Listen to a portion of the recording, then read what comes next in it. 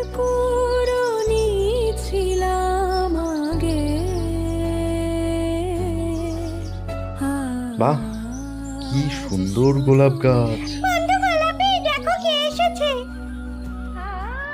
এবার ব্যাট ভাইকে তুমি তোমার দুঃখের কথা বলো বন্ধু।